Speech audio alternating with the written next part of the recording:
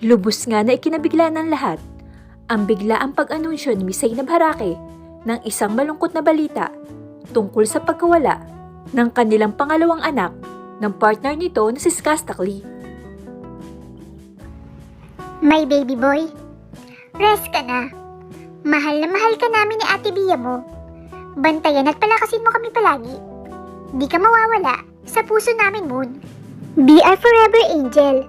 Mommy loves you so much. Makikita din sa account ng partner nito na si Skastakli ang lubos na pagdadalamhati sa pagkawala ng kanilang anak. Ito naman ang naging mensahe ng kapatid ni Miss Zainab Harake. Nakita ko yung paghihirap ng mami mo bago ka tuluyang mawala. Alam ko, may mas magandang plano sa'yo si Lord. Ako na bahala sa mami and ate mo. Mahal ka namin. Matatandaan din na ilang araw na nga na marami ang nagtataka sa mga naging post ni Miss Zainab Harake.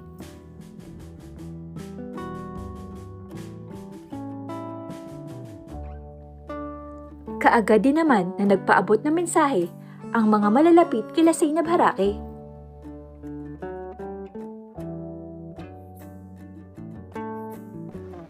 Mahal na mahal kita, ate ko.